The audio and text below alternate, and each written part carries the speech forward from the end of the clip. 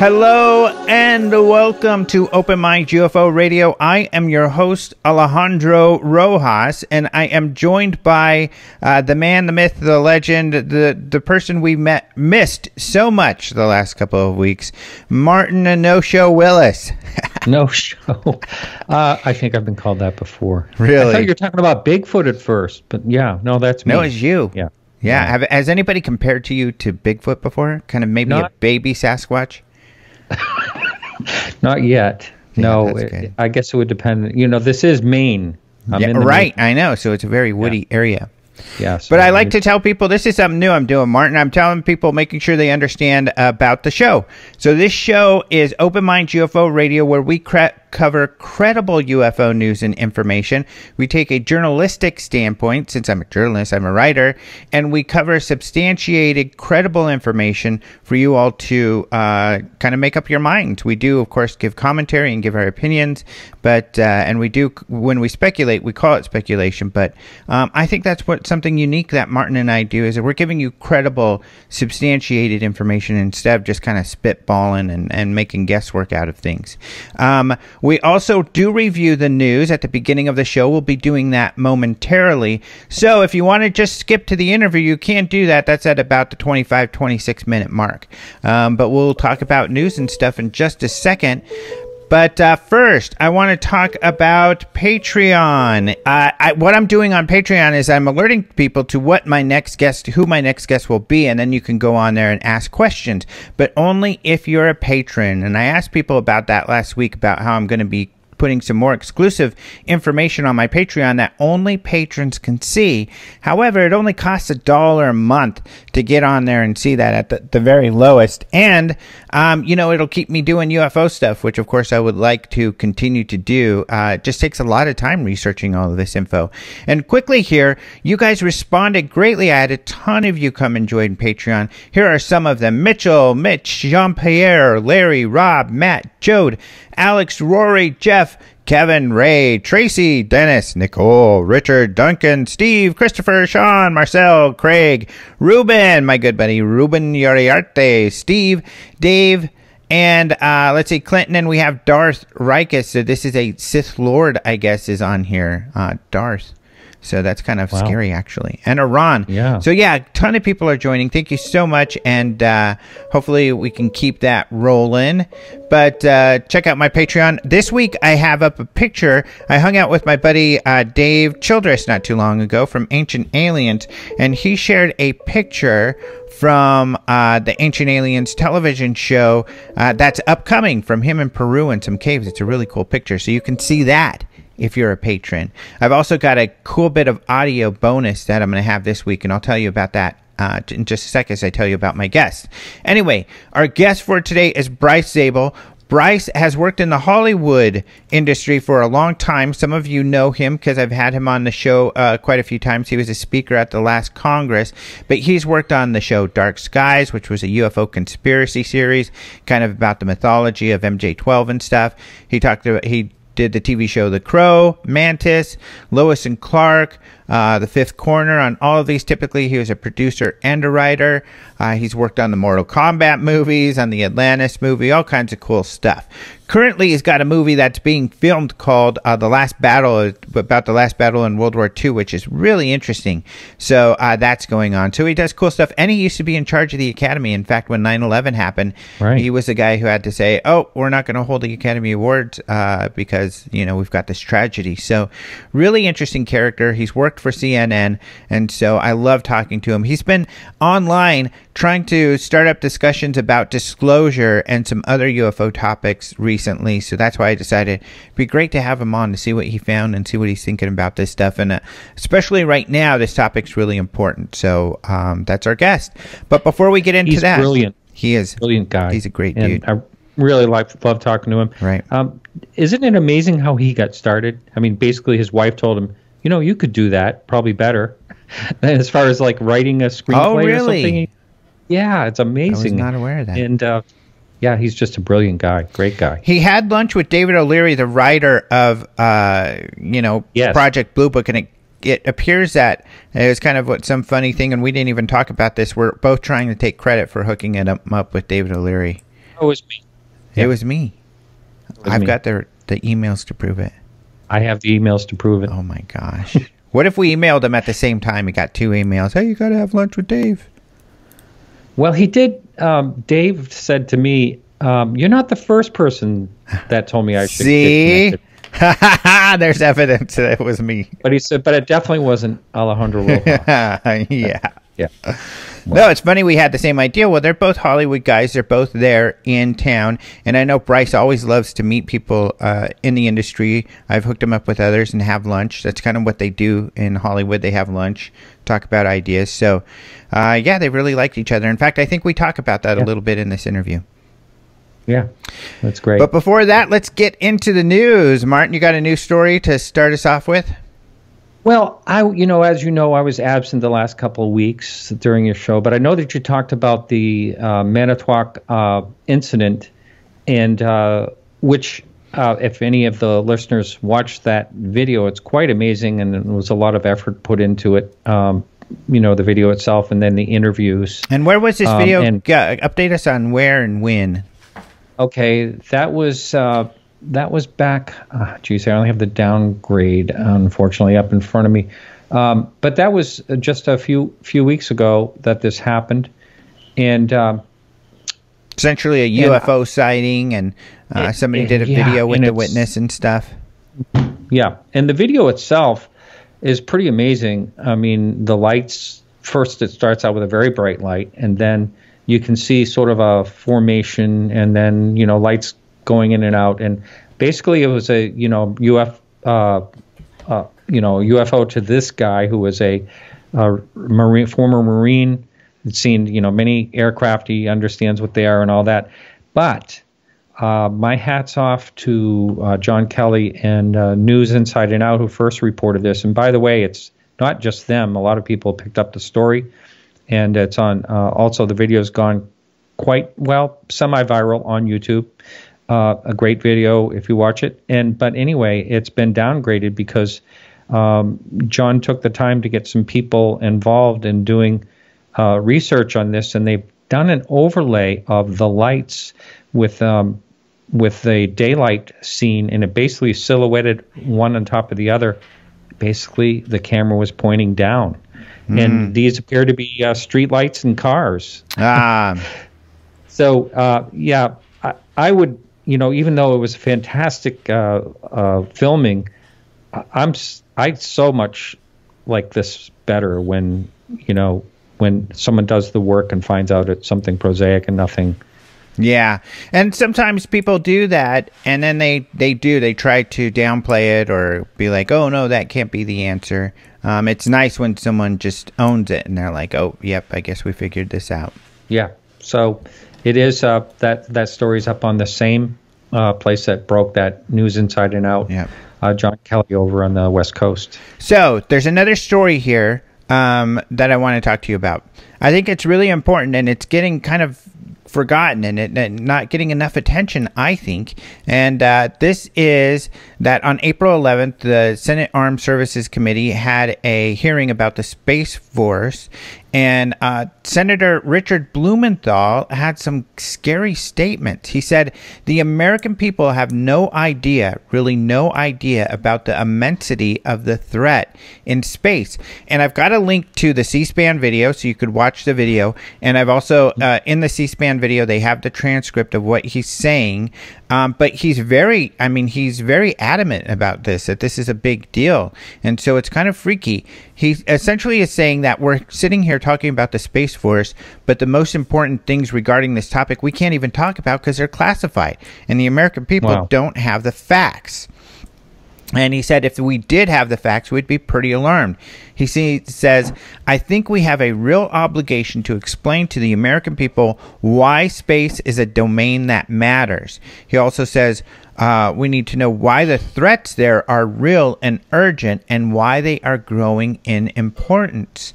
He says, before people start thinking it's aliens he's talking about, because many UFO people are posting this and thinking it's aliens, I don't think so. And the reason why is he does say that, we know what our adversaries are up to in space.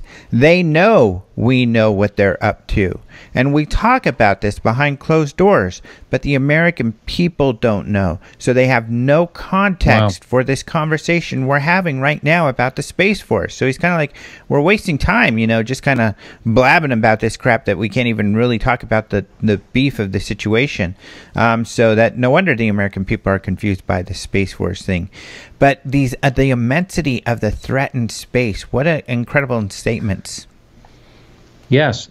And, we did sign a space treaty all the way back in 1967. Right. Basically, and there was, I think there's 108 countries on the treaty. But treaties are broken all the time. Yeah. I think that, it's always good to be safe. And, if our communication system was wiped out, I mean, we're very vulnerable when it comes to our satellite system. Right. In so many ways. It could really destroy our country and cause chaos very rapidly if something happens. So I think that's probably the classified stuff. Yeah, and I mean, how this relates to UFOs also is that, of course, if we've got technology up there, especially satellites that can move or change direction, which some people are speculating is what he's referring to, that the Chinese and Russians have such technology, that those would easily get mistaken for UFOs. In fact, that's essentially one of my sightings, was what looked like a satellite that turned around and went the other direction. And of course, satellites shouldn't be able to do that. But I could have been looking at something that was, an advanced secret project, satellites that can do that. So I don't know. So that's how it relates. It's just there's a lot of stuff in space we don't know, and some of it is ours. So, in fact, maybe all of it is. We don't know. But, of course, there are some big mysteries up there. So I think this is an interesting statement. And to kind of coupled with this, there's a writer who works in this field that you and I have interviewed, Tyler Rogaway. And he writes on defense projects and the aerospace classified projects and that sort of thing. He's got an interesting story out here about Vandenberg Air Force Base and essentially the space shuttle processing facility. So the Air Force was going to have its own secret space shuttle where it's going to do secret projects. And some of you may be saying, well, they do. They have a mini one, which is true. They have this little mini space shuttle they fly up that does these top secret projects. We don't know what it's doing up there. But what Tyler says is, even though that's the case, we know where they fly that thing out of. And if I were to call up the Air Force, they would tell me, oh yeah, we fly that out of here and there, but what it does is secret and I can't tell you. But what's weird is there's only one facility where he's ever had the experience where he calls up and says, hey, what are they doing at this facility? And they say, we can't tell you. And that's what's a mystery here. So they, after this project to create an Air Force space shuttle, that got canned. They didn't even fly it. They built it but didn't fly it. But this base, they then started flying Delta IV rockets out of it. After that, just a few years ago, it went secret. Somebody bought it, and they're doing some work there, and they've obviously upgraded it, and there's a lot of activity. But what they're doing, we don't know. So he speculates on some of the technology that might be being developed there and flown out on the ocean right outside of there. And it turns out, I didn't even know this, but he reviews this, that out in the ocean in that area in Southern California is the largest kind of testing range for the military. It's out over the ocean. It's this restricted airspace where they do lots of maneuvers and flying. He also mentions the Nimitz UFO experience, or, encounter from 2004, and he notes that this is the area where that happened. The point is, wow, it's not too big of a surprise that it was in, a military zone where they do military exercises. But, and also back in 2004 is when they were doing the Delta rocket. So it's not like they were flying whatever they saw at Nimitz, in the Nimitz encounter there. But that's just kind of the relation. But another story of a facility that's doing some advanced technology that we're not aware of. So there's a lot going on that way. Now, as far as protected airspace, it just seems like one hand would know what the other is doing, and this wouldn't happen. In other words, they wouldn't be seeing, something unusual flying that was, that was being tested. It seems like there would be some type of communication going on there, as far as like the tic-tac and all that. Yeah. If that was something. That's exactly a great point that, they do notify each other when they're flying stuff like that, because they don't want people to get hurt. Or, people have speculated that the 2004 Nimitz incident was just a test of a rocket. And there were testings of rockets going on at the time, different types. But, of course, what was described and what was witnessed by several witnesses is an object that hovered for a period of time. Yeah. Then matched the maneuvers of one of the F-18s, and then darted off at a very fast speed, all of which just not, a missile wouldn't do that sort of thing. So that's why that has been ruled out. But, just interesting stuff. Another story is news on the Bob Lazar front. So we've been seeing a lot about this raid that happened while Jeremy Corbell was filming this movie about Bob Lazar, the guy who was the witness in the, kind of alleged whistleblower at Area 51, who says he was working back engineering alien aircraft. Of course, we only have to have his word that has been happening. Well, while Jeremy was filming about Bob and interviewing him, the FBI came and raided Bob Lazar's house. And so far, they've been telling us that, this was about the FBI looking for receipts, that there was someone who bought something from Bob Lazar that was potentially illegal, and so they wanted receipts from this purchase from many years ago. And that's what we've been told. But, of course, they could have just called to get these receipts. They didn't have to raid to get the receipts, so they, is overkill. Well, we just found out because this retired police officer, Tim McMillan, went and was able to get a local police report that, no, that isn't the story. That actually this person who purchased this material, he purchased, well, we don't know what he purchased, but Bob Lazar sells this stuff called thallium. I think that's how you say it. And he sells a legal version of it. But thallium can also be a poison in another form. And this person was killed with thallium poison years ago. They suspected that Bob Lazar sells this poison. And that's what the police report says. They suspect he sells it. So they raided, not just looking for the receipts. They were also looking for this poison, apparently suspecting that Bob Lazar sold it. And according to the police report, they were convinced he did sell this stuff. Bob Lazar wasn't arrested during that raid, so apparently they didn't find anything. But that's why there was hazmat there and why this raid was a big deal. Not, it would seem out of proportion if they were just looking for receipts, but they were looking for more than that. Wow. It just goes to show how things can be taken out of proportion and everything else. About the speculation, it was element 115 and... I know. That's why you've got to ask. That's why the journalistic process is so important, because you have to seek the root of the information. It may sometimes things may in appearance seem very mysterious and leave you to want to jump to conclusions. this raid is a perfect example. You'd think, wow, they're obviously harassing this guy, because they didn't need to have all these people there in hazmat and everything, unless maybe they were looking for element 115, this mysterious element that supposedly Bob Lazar saw. Well, here you go. When you look at the roots, you find a prosaic answer. That's happened with ATIP recently. People were wondering, oh, there's all this mystery about how ATIP was called one thing and now it's called something else, and what's going on here. Well, I interviewed Lou, and it turns out the details are actually much more prosaic and make sense. So you don't know what you don't know until you interview and ask. You got to be careful not to jump to assumptions. Mm-hmm. Which happens a little bit in this community. A little bit.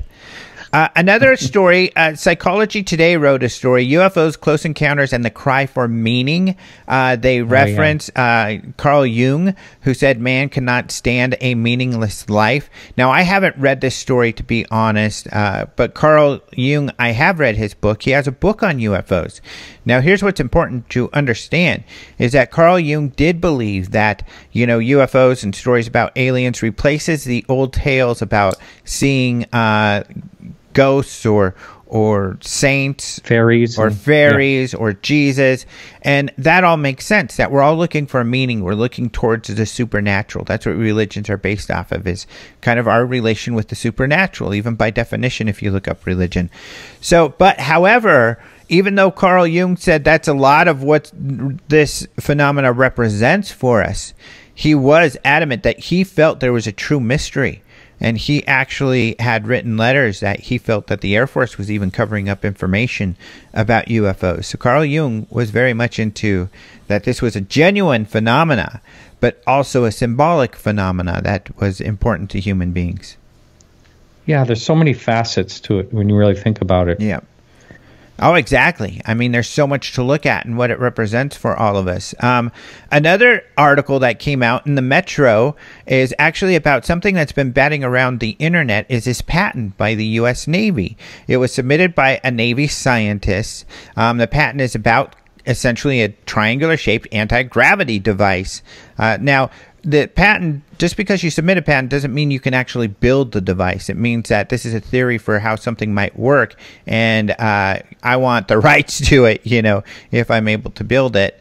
And so that's what a patent represents. So it doesn't mean that they've built something like this. But what's interesting is the file was put in, the patent was filed in 2016, and that one of the authors of the articles that is referenced in, essentially that they were able to build this theory off of was Hal Puthoff's.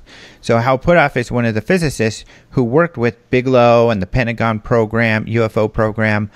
He's worked on remote viewing and stuff like that. So that's what makes this patent interesting, is that Hal was involved, and and To the Stars right now is trying to develop, they say that one of the things they want to do is develop anti-gravity devices based off of technology they observed, and Hal Puthoff is part of their group. So people are speculating that perhaps this is a technology they hope to develop.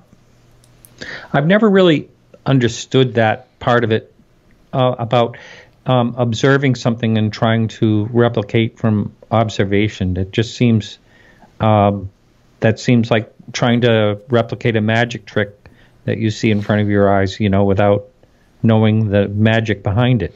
It's true, but the theory behind in your analogy, that does happen, where magicians see other magicians do something and then they try to back engineer the magic trick.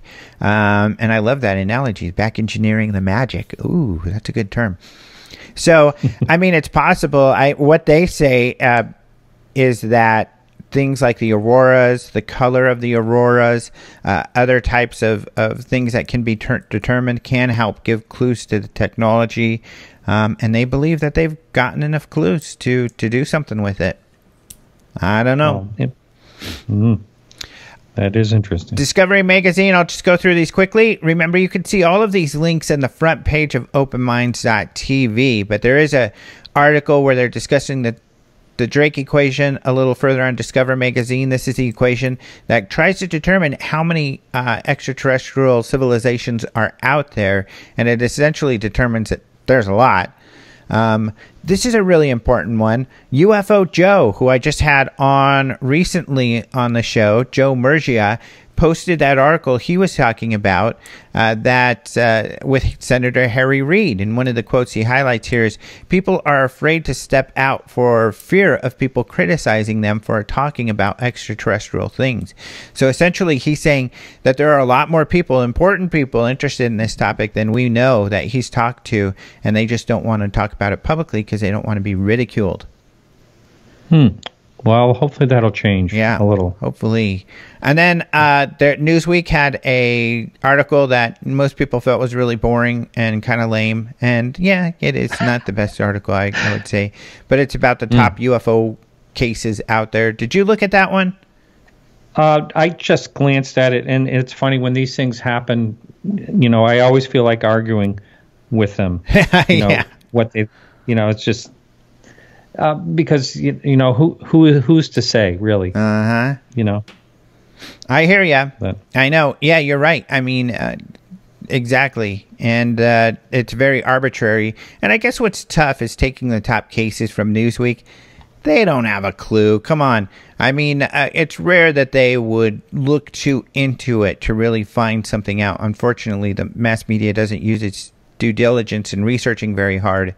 When it comes to UFOs, it would give this article more credibility if they would have referenced perhaps someone in the know. Like if they would have said, according to Nick Pope, and Nick Pope obviously is very aware of many of the great cases, so that would have been a more interesting list. Yeah. But, or Lou Elizondo. That would have been recognize these. I recognize the sightings. It's just I don't know if I'd call them the top, in the very top. Yeah. They do have some good ones, but some of them, are controversial here too. Yeah, I guess the biggest complaint, which is agreed, is how can you even review or talk about what a great case it is in one paragraph, which is about all they gave to each of these cases. Right. Exactly. Yeah, it is. Yeah. Every one of these is one paragraph. But they are great cases. It's one thing I would argue in that, if you were disappointed with the coverage that Newsweek gave for these cases, Google them. And you'll find out, especially go to openminds.tv and do a search there for these cases, and you'll find out a lot of credible, great information. Right. You can do your own exploration. Yes. All right. We're out of time, buddy. I saw that. Wow. Well, thank you so much for joining us again this week. Remember, you guys can hear Martin at Podcast UFO. Yeah, thank you. Thank you, my friend. Let's go ahead and talk to our guest, Bryce Zabel. He'll be right on after this short musical interlude, unless you're listening on a radio station, and then you'll hear a short break. Otherwise, we'll be back with Bryce Zabel on Open Minds UFO Radio.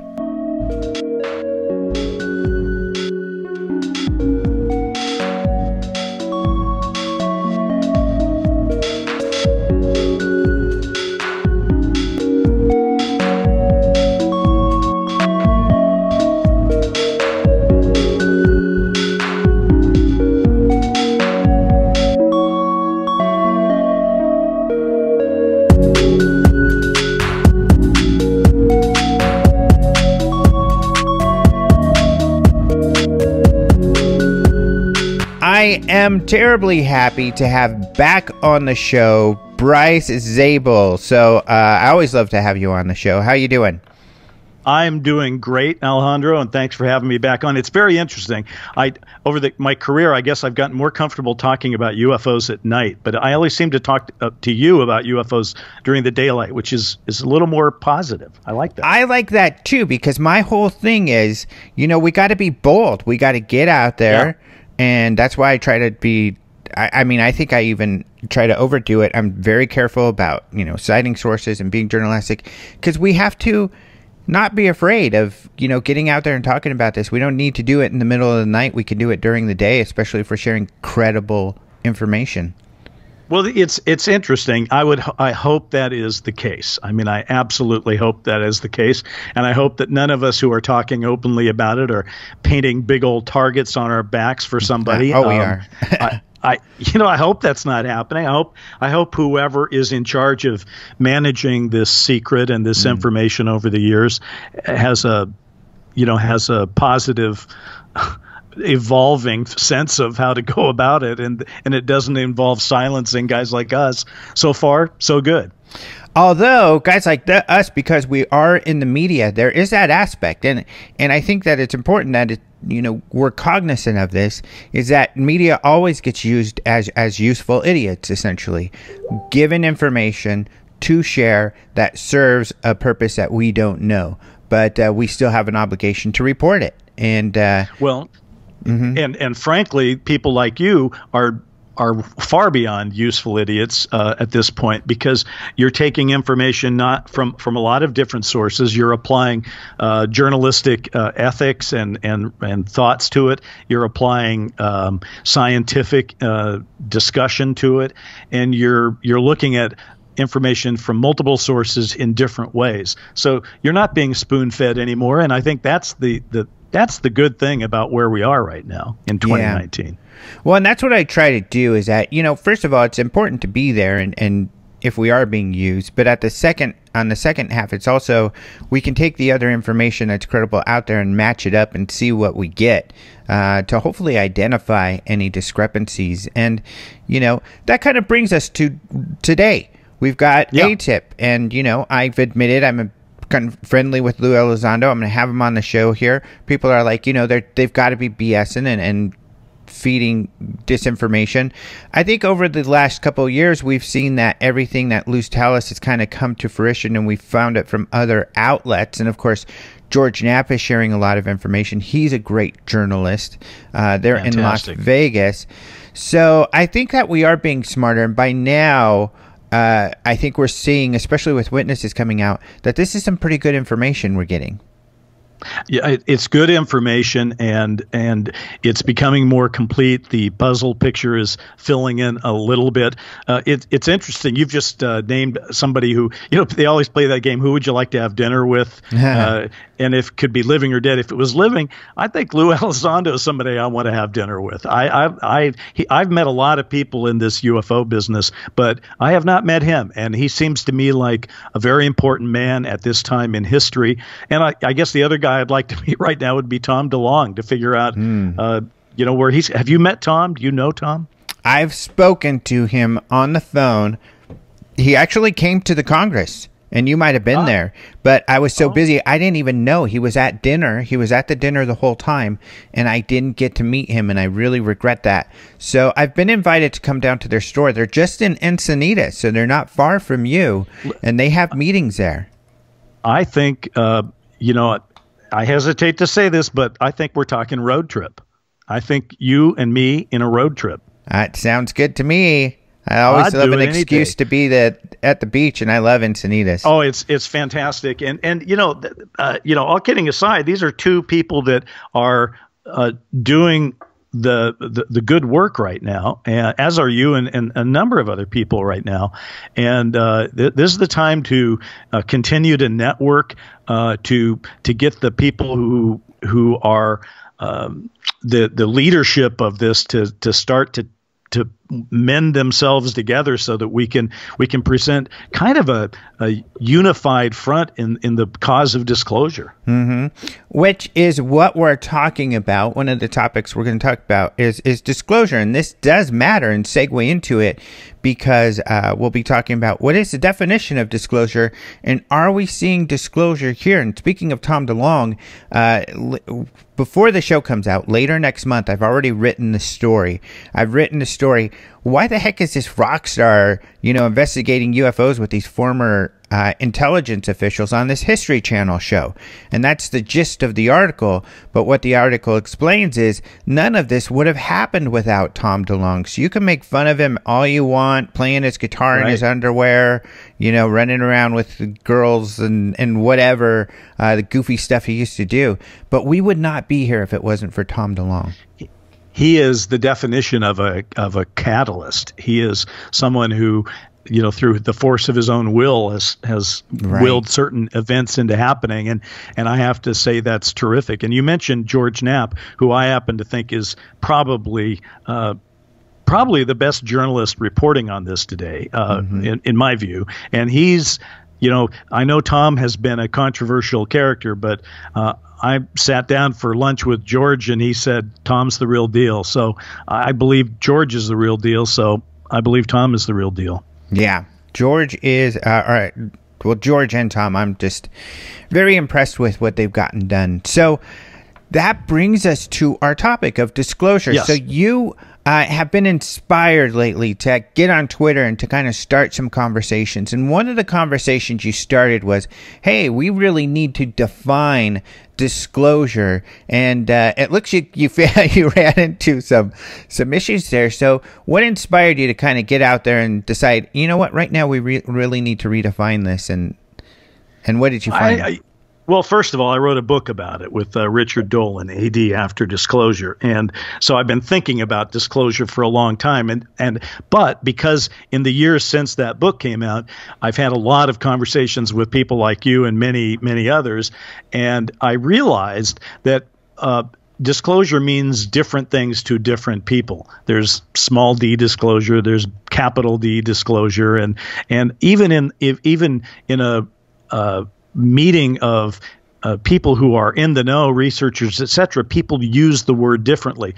And I'm not saying that I have any insight into what should actually be the title of it, or the definition of it. But I think it doesn't hurt us to start asking about it.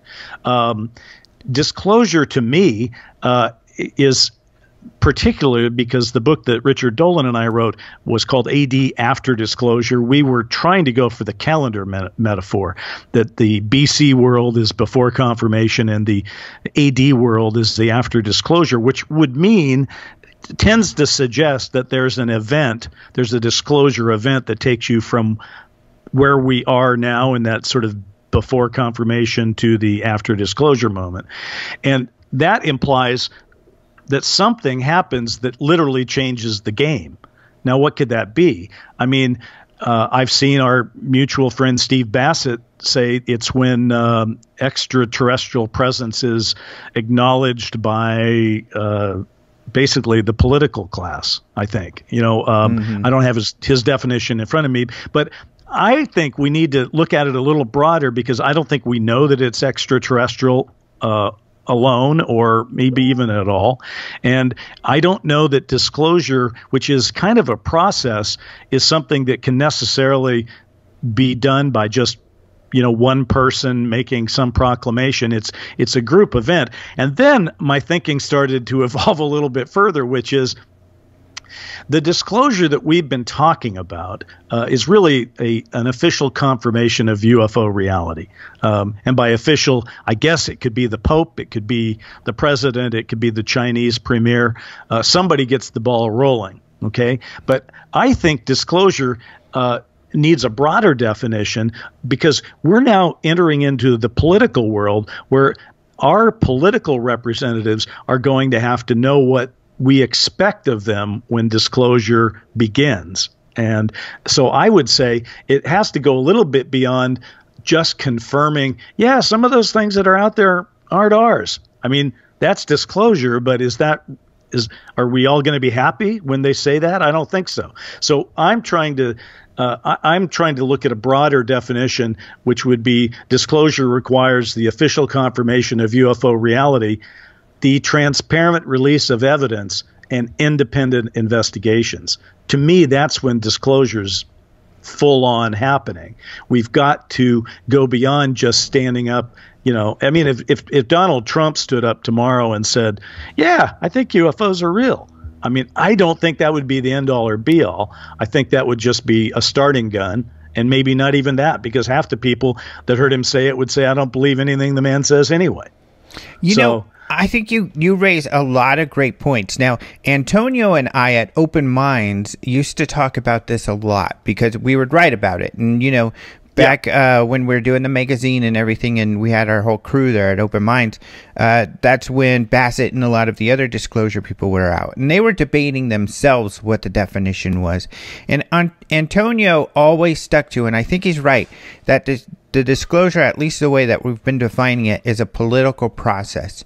When politics gets involved and starts to release this information, and we hear this a lot, speaking of Trump, we always hear impeachment is a political process.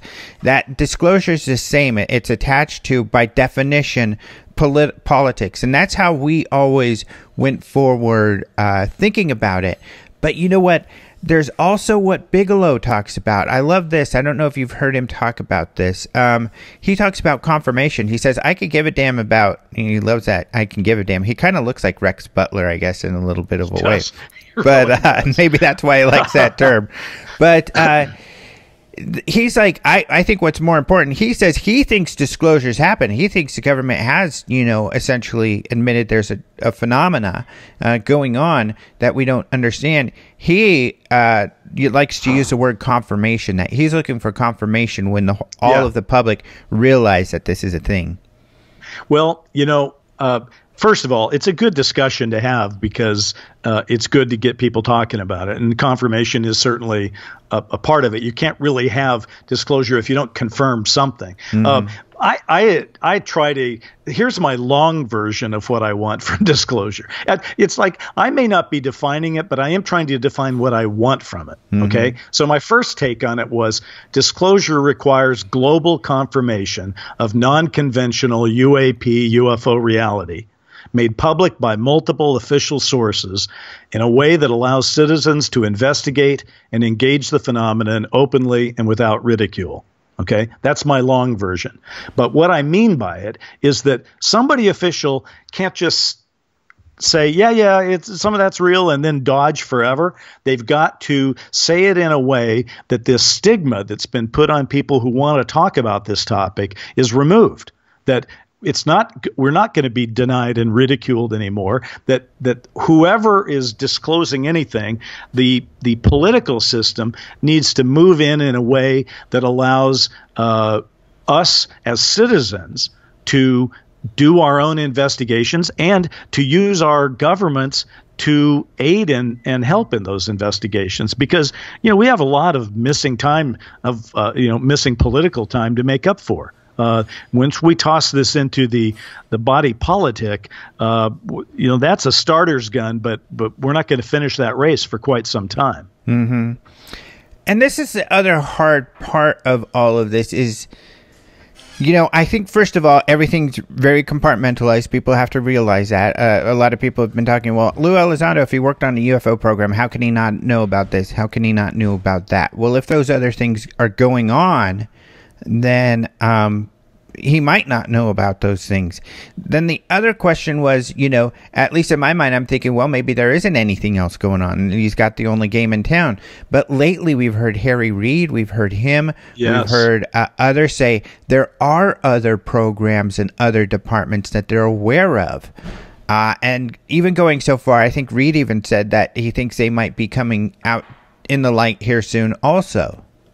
I mean, Harry Reid is, if we gave a Disclosure Person of the Year award, while Elizondo probably got it for 2018 or 2017, I give it to Harry Reid for 2019 so right. far. I mean, I just think this is the man who, I watched on the news as the head of the Senate for years. And I always thought, well, he's a button-down kind of guy. And, beneath that button-down was beating a heart that knew that UFOs are real. Right. And how great it is that he's willing to step out front. And I like what what he is saying is disclosure of its own kind. He's saying there's facts out there that prove these things are real. Okay, let's just call that level 1 disclosure. I mean, but it can't just be one guy. It can't just be Harry Reid confirming just that there's something to study. We need to get, if it's just going to be a confirmation that some of this is real, then we need it even higher than Harry Reid. It needs to go to the president and the Congress and so forth. And then there's the level 2 of disclosure, which is give us some details. Because I cannot believe that a government and a world that has been studying this since the end of World War II, and that is pretty much confirmed. I can't believe they don't have some conclusions by now. And I want to see those conclusions. And I want to be able to talk about the interpretation of those conclusions without being ridiculed for doing so. Mm-hmm. And this is the transition that we're all trying to go for. And by the way, we just danced around it, but I'm just going to lay this out there right now. It is distinctly possible, and I hope you're all sitting down. It is distinctly possible that Donald Trump will be our disclosure president. Well, and I wanted to bring that up because that perplexes me, this administration. Man. But we'll get into that in just a minute. I do want to address one other thing because there could be some people having hang-ups there and saying, no. Well, first of all, there's people having heart attacks all over your radio audience at that thought. But go ahead, please. Oh, I know. And but there are people like, I think thinking, well, the only reason Harry Reid's in this because he was trying to get money to his buddy Robert Bigelow. But I want to put that in perspective. Robert Bigelow, this is according to Bloomberg, by 2013, he had spent $250 million on his inflatable space habitats, and all out of his own pocket. $250 million.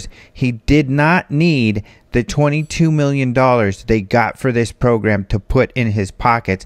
And actually, the facts are that $22 million wasn't enough to complete the work that they wanted to do. So he spent money out of his pocket beyond that $22 million. And if you think about, first of all, yes, stand up for Robert Bigelow, because really, this guy is a hero too, and he should be acknowledged for being out front and being clear. And let's also acknowledge that $22 million is a lot. It would change my life a lot, and it'd probably change yours and everyone who's listening. But in terms of money you throw at a problem such as UFOs are, in terms of acknowledging what they are and understanding them, well, first of all, it's pretty clear that our black budgets have thrown billions of dollars into their study over the years. And so this $22 million is that's chump change for investigating a phenomenon that's this large. And just think about it. There are some reports out there that if we could get those declassified, that would curl your hair. And I'd like to get my hair curled at this point. Right. And I'm excited to see the History Channel show, because according to Lou, this History Channel show that's going to be focusing on To the Stars, and it sounds like it's really centered around Lou, because he worked for the government investigating UFOs, and now how he's investigating UFOs in the private sector with Tom DeLonge and To the Stars.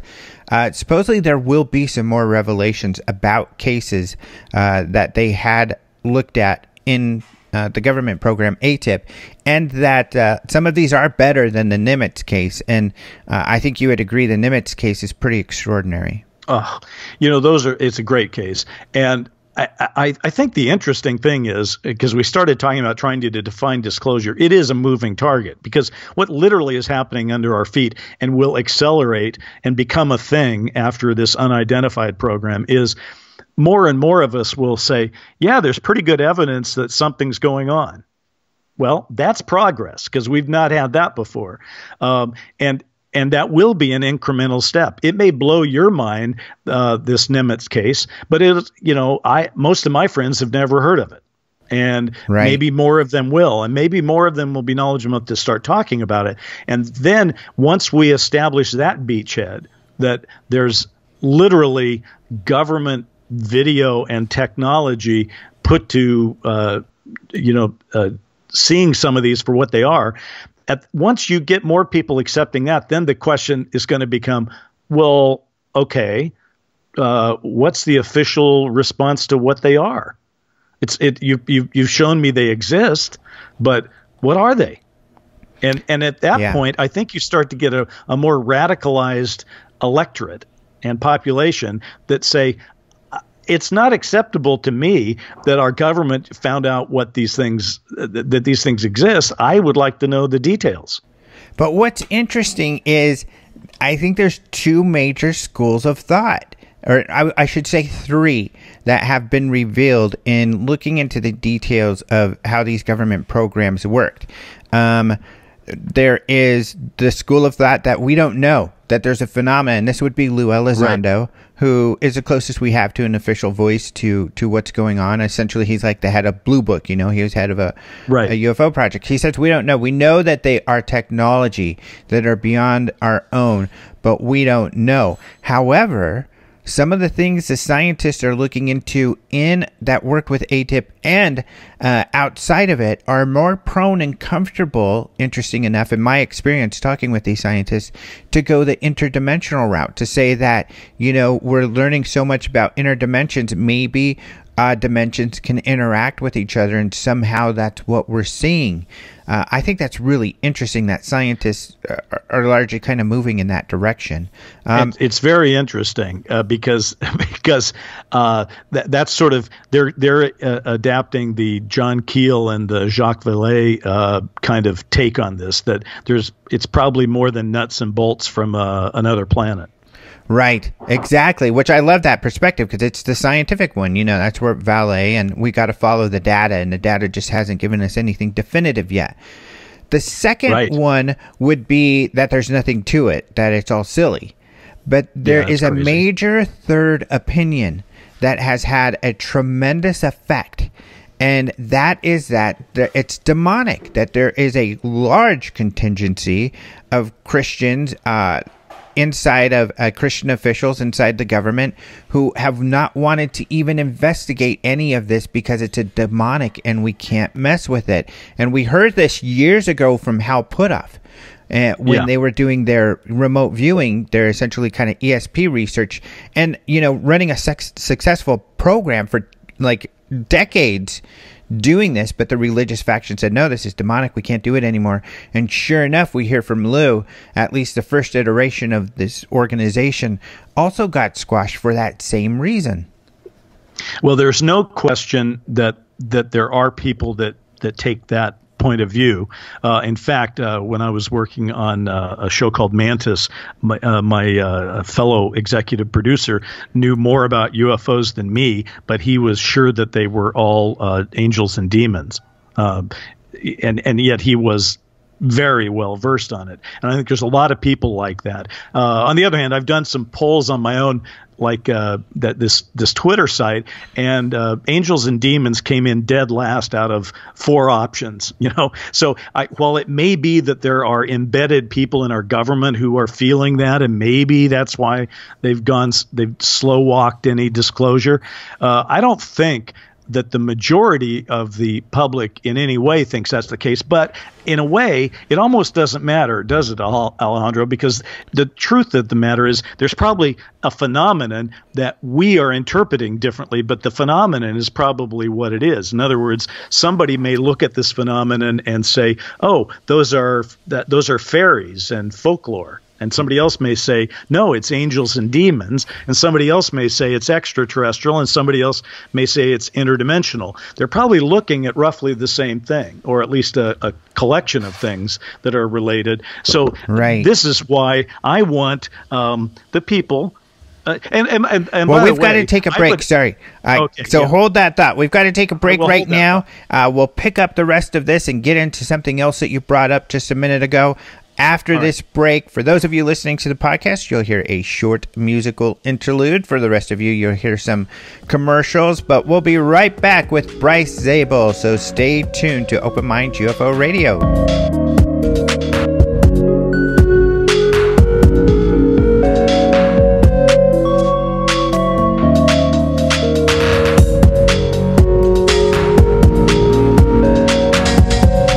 Welcome back to Open Minds UFO Radio. This is your host, Alejandro Rojas, and we are here with Bryce Zabel. And we were just talking about kind of that third faction, the religious faction, and you were finishing up your point there.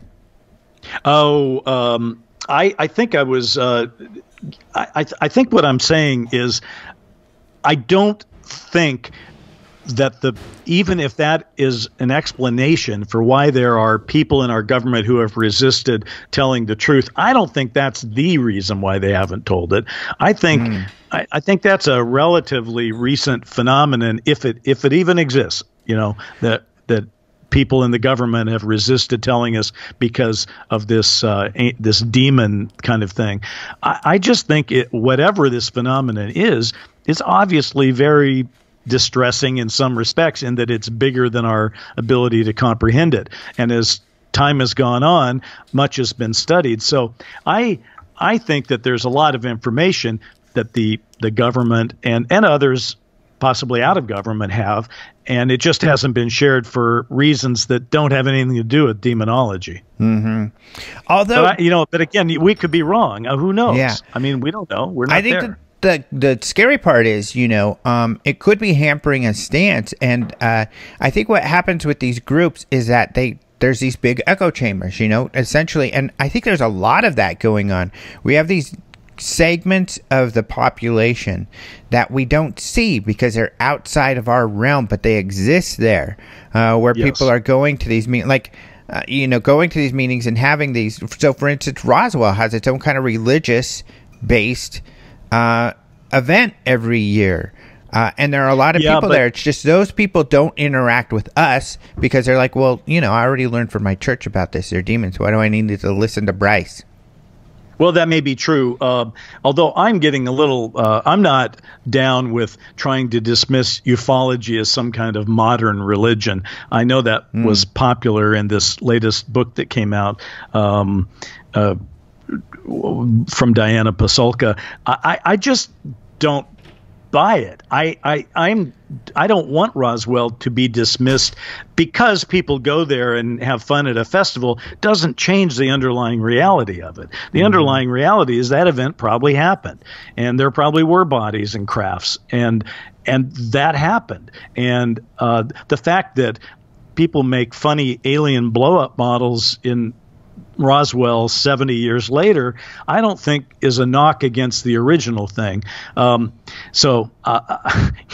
don't know. There's so much going on right now. We live in a really interesting time. And, but just to follow the Roswell thing, there's this article out in Newsweek right now about the best cases. And they come up with their little plan to rate the best cases in UFOs. And I was frankly really intrigued. I mean, it's great to have some kind of mainstream media look at this. But what's the first thing they do? They they start their list of cases with the worst possible one they call Roswell. All right. And why does Newsweek call Roswell the worst possible case? Because the government in 1997 said it never happened. And because the government said that there were dummies that were the reason why people thought they saw bodies.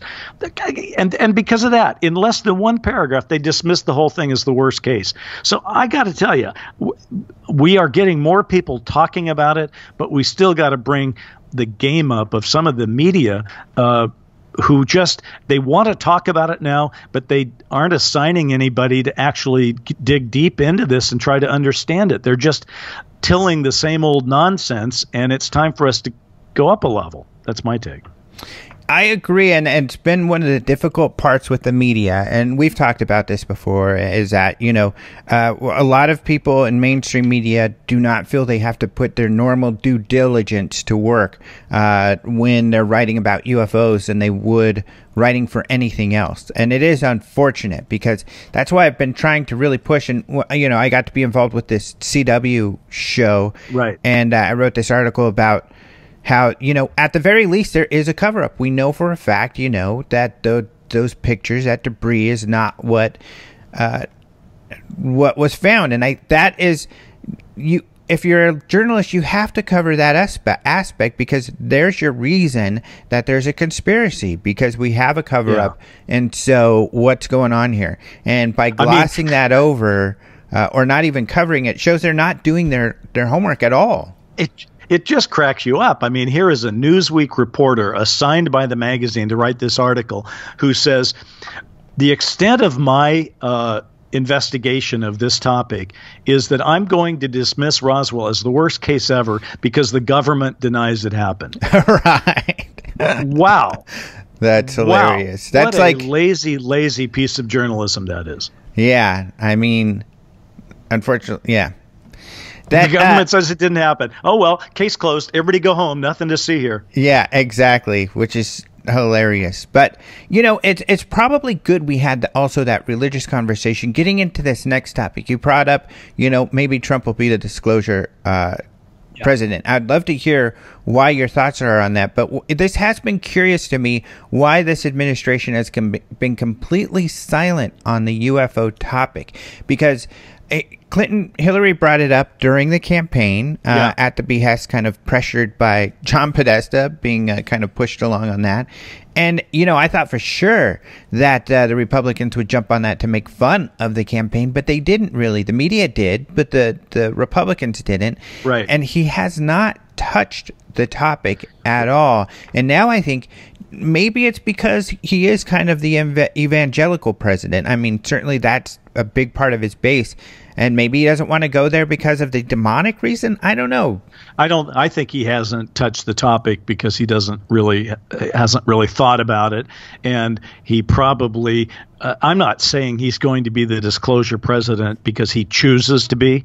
I'm just saying if he gets reelected in particular, then you've got a horizon of the next 6 years out there. Okay. And I happen to think that the transition to where we feel like we are in a disclosure world, a post-disclosure world, an after-disclosure world, I think that's going to happen in the next 6 years. And so as a consequence, if he gets reelected, then he'll be the guy standing when it happened. That is what will make him the disclosure president. There's a reason, though. There's a couple of reasons why he may have avoided it. One is if Hillary was talking about it, then he doesn't want to be Johnny-come-lately to a Hillary issue. And then the other thing is, I mean, and I say this to, I have friends that are Trump supporters and friends that aren't. And so I say this not in a way to be pejorative one way or the other than to say we know that Trump is the center of his own universe. That's just the way his brain is wired. And I'm not sure that a revelation that the world and the universe is a lot bigger and stranger and grander than we ever imagined is something that his brain wants to get behind. Mm-hmm. So I think if he becomes the disclosure president, it will become one of the greatest ironies in history because he'll simply be the guy on the watch when it happens. But once he decides to talk about it, whoa, watch out, the floodgates will be open. And I wouldn't be surprised, to be honest with you, if it comes out in the 2020 campaign as an issue that it comments on. I think, if anything, right now, this 2020 presidential election has the potential of really making progress toward disclosure because there's every single person who's listening right now could, if they wanted to, go to a town hall for a presidential candidate. There's plenty of them out there. And they could go to that town hall and they could put their name in to ask a question, and they could ask in a respectful and knowledgeable way what the candidate thinks about the issue of investigation of UFOs and ATIP and things like that. And so I think we're entering a period where this might leak into it. I was surprised it didn't leak in more strongly to 2016, but I think we're teed up for it to happen in 2020. Mm-hmm. Now, here's a question for you. The way it's happening now is that, Elizondo's come out. He has colleagues, and of course we have the whole Bigelow faction, and that's what I call the majority of the people into the stars. And that's another thing people have to realize. They're like, oh, these people are part of some insider disclosure. Well, you've got to look at the history.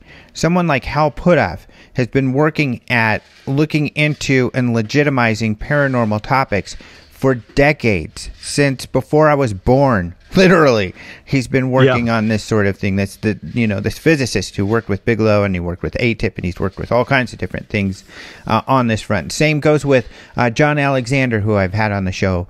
Same goes for many times, but same goes for Bigelow and all of these others. They've been in, kind of fighting this fight at a higher level and in the scientific realm. So they have a lot of access. And now we have people like Steve Justice, who was worked for Lockheed Martin, and we have Chris Mellon, who is part of the Mellon Empire, and no doubt he was a deputy intelligence secretary. I mean, So we have access to these people who can get information to the highest levels and are doing that. So we've got this momentum going, and we're getting, I think, better information via these routes than a politician who's just going to try to spin it in a way that makes them look good, and they're going to cherry pick information. But the distinction is the people you're referring to, the Justice and Mellon and everyone who's approaching this in this new investigative scientific way, they have to be there doing their work. But what pushes it over the finish line is literally their work becoming the basis that allows our political system to change itself. And one of the ways we have to do that is by forcing our politicians to start talking about it. And whatever people think about Hillary Clinton, at least she did talk about it. Mm-hmm. And that was a radical new thing. And we're going to need more of that, particularly just to cycle back to where we started. If indeed disclosure is when somebody official says this is really going on, then that is a political issue. And I can't expect people to start talking about it out of nowhere. We have to start that discussion now. People have to start asking their senators, their congressmen. It's a legitimate question, and it's easy to ask. You simply say, Senator Harry Reid has called for investigations into UFOs, and there's this project called ATIP, and there's increasing good cases that the government's showing us. What's your opinion on this? Are you going to support congressional hearings? Mm-hmm. It's a pretty simple question. I'd like to know I think every candidate ought to be on the record about that. Yeah, that makes sense. I think one of the other here's kind of my thinking on this has been, and this is why I love the scientific community for UAP research. They changed their name, and this is why. I've always felt that we need a SETI of ufology, because politicians will often rely on, they need their credible backup that they can rely on. So they need the Michio Kakus or someone to come out that they can say, well, look, this is what Michio Kaku says. It's going to back up whatever they're saying. And SETI used to be seen as fringe, and now they're not, because they tackled the most skeptical by nature group of all the scientists, and they were successful that way. I think that's going to be important, that we at least create a community, even if it's small, a community of scientists who are willing to publicly state their opinions, because the SCU, and the majority of the scientists, even with SCU, a lot of them still want to remain anonymous. They're still worried, and they don't want to publicly share their thoughts. It's true, and we need. Although two of the groups that you mentioned, SETI and then Michio Kaku, I just listened to Michio Kaku's latest book, and I just want to grab him and shake him and go, stop this. Stop talking about how the universe is probably teeming with life and about space travel and how we're going to do it, and refusing to acknowledge that somebody else may have done it and beaten us to it, and they're here. And I want to say to Seth Shostak and all the guys at SETI, look, I'm glad that you're running SETI, but don't be so close-minded. You've got to open yourself up. Look at all the evidence, and there is evidence. I mean, look at this ATIP stuff. Look at those videos. There is evidence that something is going on that will blow SETI out of the water. SETI is looking for signals from way out there because we want to prove that there's other life in the universe, when the evidence seems to exist currently that life not only exists, but it's come and made contact here. Mm-hmm. What's interesting? It's frustrating. Yeah. is there was that scientist, Silvano Colombano, who kind of made this argument that, hey guys, we're the primary people out there telling everyone that aliens are here, are out there somewhere. We need to take it more seriously when there's potential evidence near Earth or on Earth that there could have been a visitation, and at some point, and we have to look at those. Yes. Unfortunately, that story got a little spun, and actually, I know personally he got embarrassed by it, and he's not talking about it much because, unfortunately, his message got taken the wrong way, especially by the UK tabloids.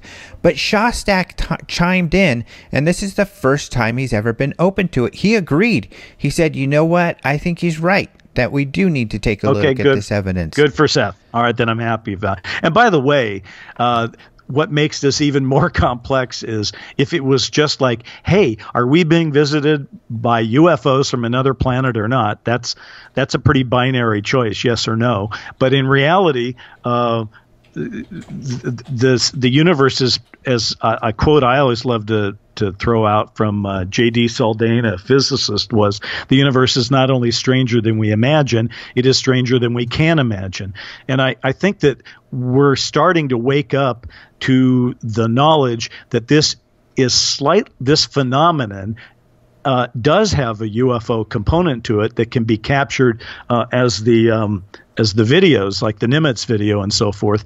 But there's a whole other element of just paranormal weirdness surrounding it that guys like Keel and Vallée and others have highlighted over the years. And by the way, I have never seen a UFO, but I have been, as we've talked about on other shows, been approached by people that certainly acted like they were real and they seemed real. But I've also had some of those weird paranormal things. Can I just tell you one of them, because it's so strange? Heck yeah. When I was writing After Disclosure with Richard Dolan, he and I don't live in the same town, so we did a lot of work on the phone, and we were talking on the phone, and I had I was working on a document, and that was sort of the table of contents thing, and we talked, and we were talking about how the number 3 was an important number. We were just playing around whether, you see the triangular spacecraft and just other things about that. No big deal. But so we hung up, and I went to bed.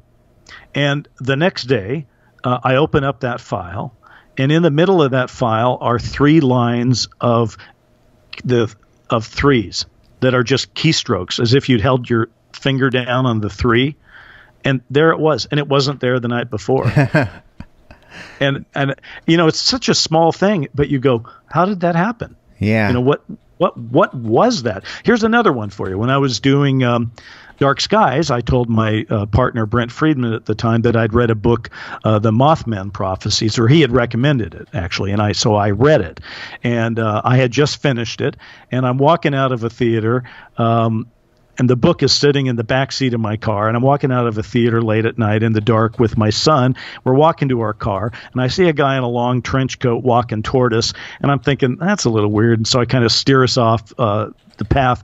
And as the guy walks past us, it's this guy I've never seen before in my life, and he's carrying a copy of the Mothman Prophecies. Oh, how funny. Now, people have these things happen. I know. Are they just synchronicity? Are they related to a larger phenomenon? Who knows? I just tend to think that if we don't get started on disclosure, we're never going to get to the answers, because the answer probably isn't that simple. And as opposed to angels and demons being the reason for non-disclosure over these years, I tend to think it's more like people that are trying to deal with and study with this thing are wondering, how do I even begin to disclose? Because we still don't quite understand what's going on. But I think that your listeners and yourself and myself would all say, well, that may all be true, but we have to get started anyway. We just have to do it. That brings me to, especially now that we're running out of time, but I think you have a unique perspective on this, is the role entertainment media plays. And I think there is a role, and this is your space. And so I wonder what you think, especially given, of course, Project Blue Book. On the one hand, this Project Blue Book show is sensational and there's not a lot of facts. On the other hand, it's based on, actual cases, and it does bring to the public a name that I have always feared for these last decades people will forget, which is Dr. J. Allen Hynek. Now he's kind of an icon and becoming more of an icon, so people are realizing this guy existed and was pro-UFO, which I think is really important and a positive thing. So and of course Tom DeLonge is trying to get into this space. Can that be, is that achievable? Is it helpful? What do you think? I have really mixed feelings about Project Blue Book. I know I know it's good in that things it raises people's consciousness to even think that there was a Blue Book and even know that there was a Hynek. But we both know, when they did Independence Day, we didn't say, oh, gee, and that's true. No, we knew it was a film. This thing is being promoted as true. This is the true story of Project Blue Book. This is the true story of J. Allen Hynek. But it's not. And the problem is the vast majority of people who are watching the series actually think Allen Hynek was seeing all the things he sees in that series in the 50s, in 1952 and 3, and it just didn't happen that way. And Blue Book didn't happen the way it did. And I think it's a mixed blessing, for sure.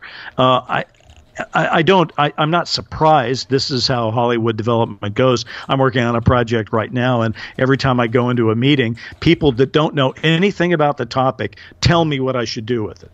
Right? And their answers are always kind of they're uninformed, and they're destructive to the very idea that I'm trying to talk about. But those are the doors you have to get through in order to get something on the air. So I'm way more excited about the Unidentified program than I am about season 2 of Blue Book. Mm-hmm. So, if I had to pick. But how do you feel about your work then? What is the difference between your work, and do you think that, because I would imagine, and this is, I guess, a question, it seems that your goal is to also entertain and educate. Absolutely. Listen, I'm the pot calling the kettle black. I'm not attacking Blue Book. I'm just saying, I'm saying it's very entertaining.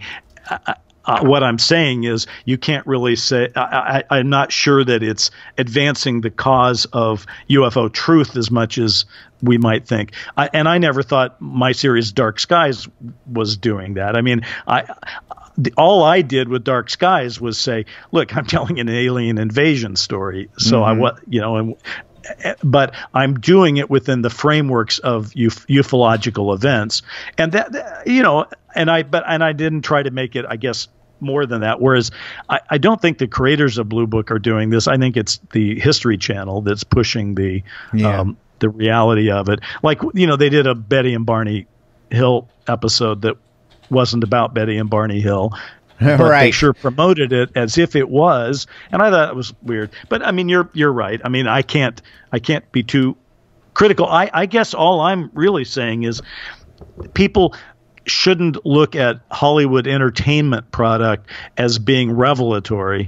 At this point, I'd go to a good Lou Elizondo lecture if you wanted to, take it to the next level of understanding. Because what happens, there is an inexorable pressure on Hollywood entertainment projects to go big, right? To have some kind of weird thing going on, or to make your character in the center of it all. And this is just the way it is. That's just always the way it is. But I realize I'm probably a hypocrite here. That was not my intent. It was mostly just to get your insight, which is interesting from someone who's in that space, and essentially kind of also. So, what would your advice for Tom DeLonge be? Because that's what he wants to do, is try to get in here, and we've seen this happen before, where people are like, I think the only way I can share truth is through fiction. And they attempt to do that. Is that a lost cause, or what would you tell Tom, I guess?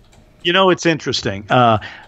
Well, first of all, I'd love to work with Tom DeLonge on one of those things, because I think that he brings a lot of respect and intelligence to the work, and it'd probably be good. The idea that you have to tell the truth under the cover of fiction. Remember, literally, that's how I started Dark Skies. I had a letter from a so-called Majestic 12 agent telling us that you have to tell the truth under the cover of fiction. And that may have actually been true years ago. Now I think you can just tell the truth. If the truth is your thing, go tell the truth. If fiction is your thing, go tell fiction. I don't think that it's necessary to convert truth into fiction in order to float crazy ideas. I mean, you don't need to do that. You can float them anytime you want. It's a free country. Look at what they put on ancient aliens over the years. Right.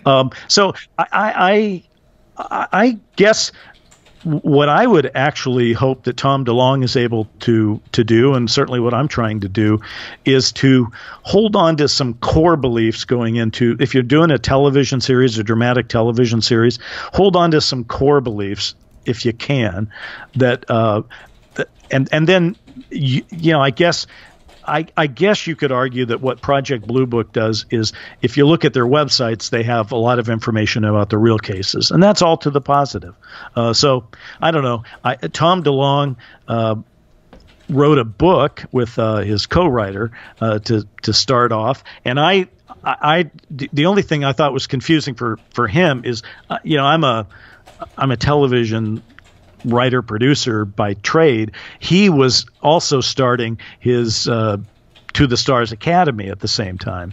So he was trying to have it both ways, and that was a dance that was difficult for him, where he's trying to say, I've got the cutting edge research and we're going to get to the truth, but while we're trying to get to the truth, I'm going to tell a fiction story, and you're going to have to guess which parts are true. That's just a difficult walk, that's all. Yeah, no, I hear you, and that's what's really difficult, because he doesn't have to do that, by the way. He should actually say, this is my truth, and I want to tell a fictionalized story about it. That would be my advice to him.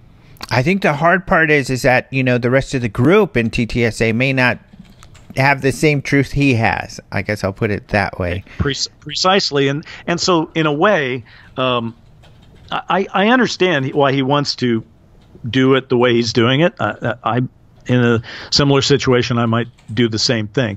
But it's a bit of magic to get them to work and play together. Because you're right, you have hardcore scientists who are really working to get to the bottom line truth, and then you have the entertainment division, right? And that's a little weird. It's like, you know, when I was doing Dark Skies, I wasn't also, you know, doing digs at Roswell looking for wreckage. You know, it's just tough. And we've lived in a time where the people who have maintained this secret have used the entertainment product to confuse the issue, to the extent that the entertainment product is so confusing right now. Even looking at Spielberg, if you look at Spielberg and people go, well, I wonder what he knows. He has done every version of aliens that exist out there. So unless there are 8 different kinds of aliens out there who are interfering with us, then Spielberg is obviously just making some stuff up at the same time. Right? So exactly. We just live in a confusing time right now. But the overall good news is there are lots of people who are pushing it forward. One of my favorite reads right now on Twitter is a guy that is called UFO Jesus. Yeah, he's great. He just has a terrific take on disclosure, and I enjoy reading him. So there's lots of ways to tell the truth, I guess, is what I'm saying. And I'm continuing to try to find projects that are based in truth. And I'll tell you, I have to accommodate buyers and developers all the time.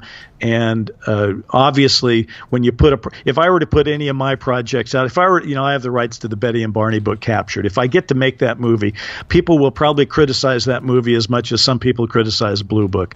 And it's just because that's how Hollywood operates. Mm-hmm. You know what I love, with this conversation, of course, and it's the route that I've taken, is I really think that, the fiction route is a route. And of course, I love entertainment. I mean, I love what you do. And I love all the entertainment stuff a lot. In fact, I would be a dream to actually get involved with some of that one day. But of course, I'm bogged down in this, and it's kind of like, I love this picture that you and Richard take. It is this Woodward and Bernstein kind of right. mode, and that's where I am. Is that we just got to look for the information, and if we can't, and it takes a discipline. George Knapp, of course, is my role model for this.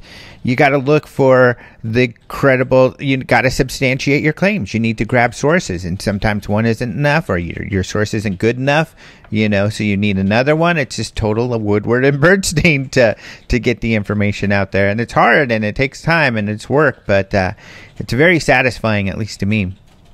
It is satisfying, particularly now that there's a little official cooperation on the cases, so that you don't have to overcome initial reticence all the time when you're trying to talk to people about something, because more and more people are starting to go, there's something to it, I don't understand it, or it's not relevant to my life right now. But more and more people are saying, yeah, I saw that. That looked pretty crazy. I mean, I showed some of the videos that came out of the ATIP disclosure, and people are pretty blown away by them. Yeah, right. Yep, exactly. So we are pretty much out of time, but this has been a fascinating discussion. Thank you so much for coming on the show again. I guess, what should people look forward to that you're going to be doing in the future, and is there a website you want people to look at? I've bounced around. Right now, I'm putting a lot of attention onto the Twitter feed, which is at Hollywood UFOs.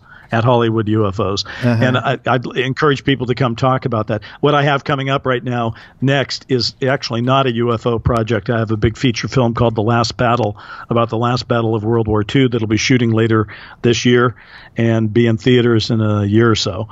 But I'm still working on trying to bring more of these truth-based projects to the public, because I think that's important, and I really, really feel like we are in the middle of a transition. So all I would say is fasten your seatbelts and buckle up, because here we go. Right. Exciting times. And you've told me about your new movie, The Last Battle, and it's a fascinating story. So people need to really look this up. In fact, I think in the last podcast we went over it, but definitely look that up, people. And we'll have you back to talk about that too. Oh, I'll give you one highlight though. My Dark Skies partner, Brent Friedman, and I are developing the book I wrote with Richard Dolan, AD After Disclosure, for television. So that's cool. The big headline. Oh, that UFOs. would be fascinating. Yeah. All right, great. Thank you so much. All right, my friend. Thank you. Thank you so much to Bryce Zabel for being on the show. Like he said, be sure to check him out on Twitter. That's where he's sharing stuff these days. Many of us do. He's at Hollywood UFOs. So check him out at Hollywood UFOs. And you know what? We were talking a little bit about the bonus audio. So be sure to join my Patreon. You've got the link down there in the show notes, or you could just look for me up on Patreon. Thank you so much to those of you who already have. But you can join at the lowest level and still get access to some of the extra exclusive stuff I have up there, including this interview that I did with Bryce. It doesn't appear here, but we talked about essentially a former secretary of energy and aliens. This is extremely interesting and has inspired me to write an article, but I needed to interview Bryce more about it, and that's what you can get on the Patreon if you are a subscriber. So check that out. Bryce revealed this piece of news at the International UFO Congress last year, and that's another big piece of news. The International UFO Congress, where there's always breaking UFO news, and sure enough, we've got a lot of great speakers this year, and ticketing is now up. The ticketing for the UFO Congress is now up, so be sure to go there to look at the speakers and then get your tickets. Get them, because there are some special tickets for like workshops and VIP tickets that there's only a limited number of, so get them quickly. Also, I want you to know that if you order your tickets now, there is a discount code, so you could get $50 off the packages. So you got to get the full, conference packages, and you could get $50 off from now until Thursday. That will be Thursday the 25th. But Thursday night, it ends, so you got to get your tickets by Thursday night. In fact, they're already at a super early bird discount, so you could get this $50 off. On top of that, use the code SAVE50, uppercase SAVE50, and get $50 off your tickets at the International UFO Congress. Go to ufocongress.com. You can see the speakers, you can see the schedule, and then go to the tickets page, and you can buy your tickets. You can see all the different packages for the different ticketing packages you could get. But I would recommend the highest level, because then you get to do everything and do all the cool stuff, and you get saved seating in the conference room. So ufocongress.com, SAVE50 is the code, all uppercase.